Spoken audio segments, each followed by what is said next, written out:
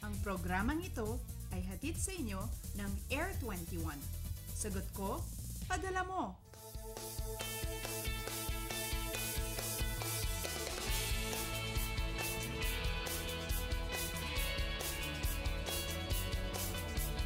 Magandang umaga mga kababayan, panahon na upang tayo ay gumising upang harapin ang mga panibagong pagsubok ng araw na ito. Ngayon po ay araw ng Friday mga kaibigan, Agosto 15, 2014 at kayo po ay nakatutok dito sa Panahon TV, laging nangunguna sa pagbibigay sa inyo ng napapanahong weather information. Maaari niyo rin po kaming mapanood via live streaming sa www.ptv.ph.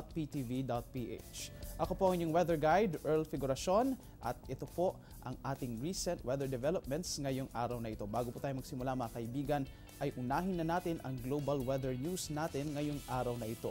Noon ngang August 13 mga kaibigan ay nakaranas ng flash floods sa Long Island, New York, pati na rin dito sa Nebraska at sa ilan pang bahagi ng naturang estado sa Amerika dahil sa biglaang malakas na pag-ulan na nagtagal ng 2 oras at nagbuhos ng tubig na katumbas ng 2 buwan rainfall.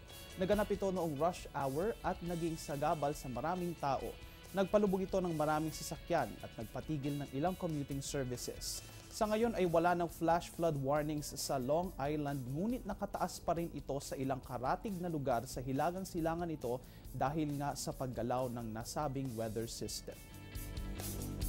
Mga kaibigan, narito na rin ang ilang anunsyo mula sa DPWH. Nananatiling sarado ang 2 southbound lanes ng Magallanes Interchange dahil sa isang rehabilitation project at yan ay magtatagal hanggang August 17.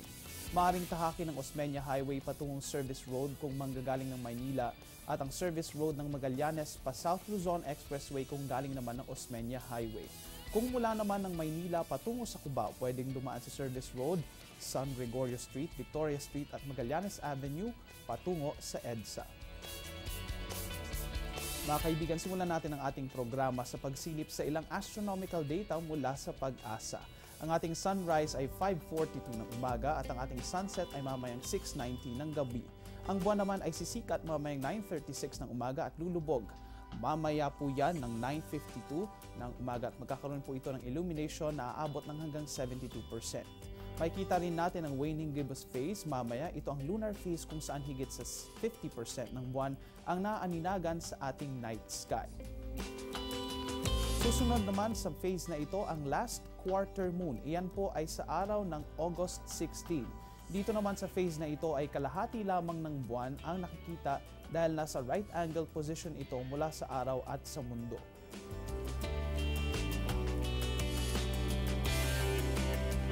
At para sa ating mga mandaragat ngayon naman ay ating alamin ang taas ng mga alon mula sa Namria. Ang ating high tide ay mamayang 1:25 ng hapon at aabot ito ng 0.98 meters. Habang ang low tide naman ay mamayang 6:54 ng umaga at magkakaroon ito na babaw na aabot lamang na 0.44 o 0.40 meters. Kami po ay magbabalik dala pa ang ibang impormasyon matapos ang ilang paalala.